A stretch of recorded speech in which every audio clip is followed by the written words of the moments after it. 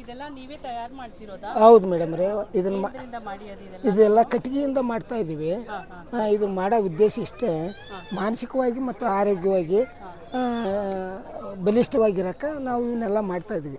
ಯಾಕೆ ಅಂತಂದ್ರೆ ಇವನ್ನ ಗಿಫ್ಟಾಗಿ ಮದುವೆ ಸಭೆ ಸಮಾರಂಭ ಗಿಫ್ಟ್ ಕೊಡೋಕ್ಕಾಗಿ ಮಾಡ್ತೇವೆ. ಆಮೇಲೆ ಅದ್ರ ಜೊತೆಗೆ ಮನೆಯನ್ನು ಅಲಂಕಾರಗೊಳಿಸ್ಕೊಳ್ಳೋಕ್ಕೆ ಅದು ಕೂಡ ಬಳಸ್ತೀವಿ.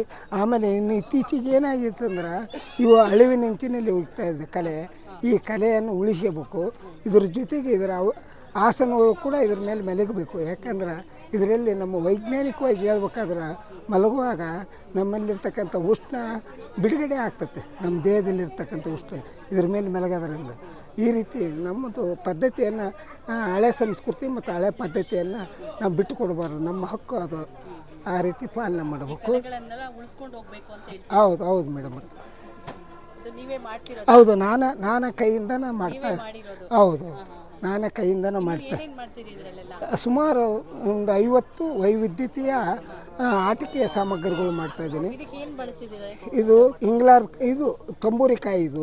ಈ ತಂಬೂರಿಕಾಯಿಗೆ ಇದನ್ನ ಏನು ಮಾಡೀವಿ ಅಂದ್ರೆ ಪೇಪರು ಅರಿಬಿ ಅಂಟು ಗಮ್ ಹಚ್ಚಿ ನಾವು ಇದನ್ನು ಮಾಡ್ತಾಯಿದ್ದೀವಿ. ಮಾಡಿ ಇದಕ್ಕೆಲ್ಲ ಬುರುಡೆ ಇದು ತಂಬೂರಿಕಾಯಿ ಸೋರೆಕಾಯಿ ಇಲ್ಲ ತಂಬೂರಿಕಾಯಿ ಅದನ್ನು ಬಳಸ್ಕೊಂಡು ನಾವು ಈ ಆಕೃತಿ. ಆಮೇಲೆ ಇದು ಡಮೂರಗ. ಈ ಡಮೂರಗ ಇವೆರಡು ಬೇಲಕಾಯಿ ಚಿಪ್ಪು.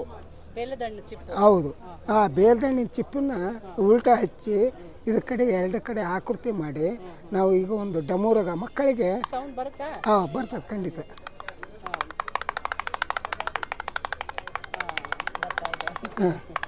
ಈಗ ನಾವು ಆ ಮಕ್ಕಳಲ್ಲಿ ನಾವು ಶೂನ್ಯ ಬಂಡವಾಳದಲ್ಲಿ ಅದ್ಭುತವಾಗಿರ್ತಕ್ಕಂಥ ಮತ್ತು ಪರಿಸರಕ್ಕೆ ಹಾನಿ ಆಗದಂತೆ ನಾವು ಇಂಥವೆಲ್ಲ ಕಲಾಕೃತಿಗಳನ್ನು ಮಾಡುವ ಒಂದು ಹವ್ಯಾಸವನ್ನು ಸಮಾಜದಲ್ಲಿ ಮಕ್ಕಳಿಗೆ ಒಂದು ಕಲೆಯಾಗಿ ಒಂದು ಹವ್ಯಾಸವಾಗಿ ರೂಢಿಸ್ಬೇಕಂತಂದು ತಮ್ಮಲ್ಲಿ ಎಲ್ಲರಿಗೂ ಬೇಡಿಕೊಳ್ತೇನೆ.